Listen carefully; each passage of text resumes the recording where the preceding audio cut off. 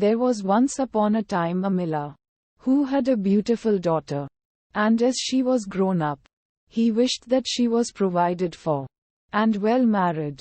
He thought, if any good suitor comes and asks for her, I will give her to him.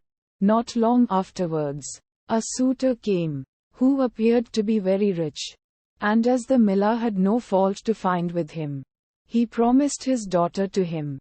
The maiden, however, did not like him quite so much as a girl should like the man to whom she is engaged, and had no confidence in him. Whenever she saw or thought of him, she felt a secret horror. Once he said to her, "You are my betrothed, and yet you have never once paid me a visit."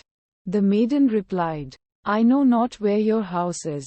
Then said the bridegroom, "My house is out there in the dark forest." She tried to excuse herself and said she could not find the way there. The bridegroom said, "Next Sunday you must come out there to me. I have already invited the guests, and I will strew ashes in order that you may find your way through the forest when Sunday came." And the maiden had to set out on her way. She became very uneasy. She herself knew not exactly why. And to mark her way she filled both her pockets full of peas and lentils. Ashes were strewn at the entrance of the forest, and these she followed, but at every step she threw a couple of peas on the ground.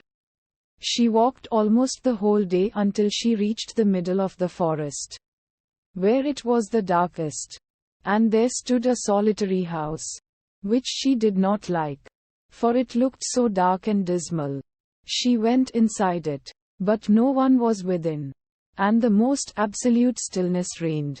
Suddenly a voice cried, turn back, young maiden dear. 'Tis a murderer's house you enter here." The maiden looked up, and saw that the voice came from a bird, which was hanging in a cage on the wall.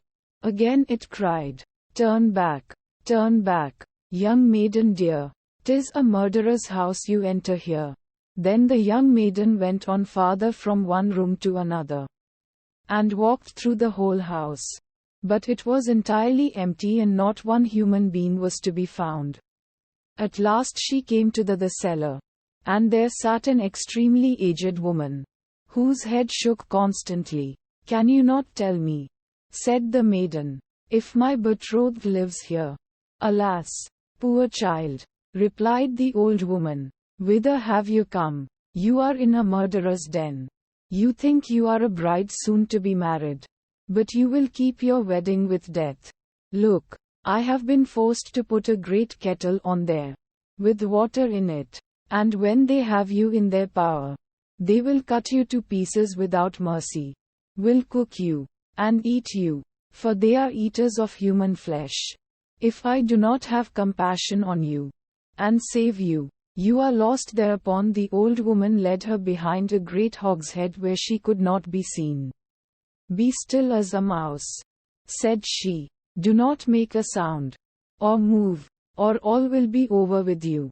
At night, when the robbers are asleep, we will escape. I have long waited for an opportunity." Hardly was this done, then the godless crew came home. They dragged with them another young girl.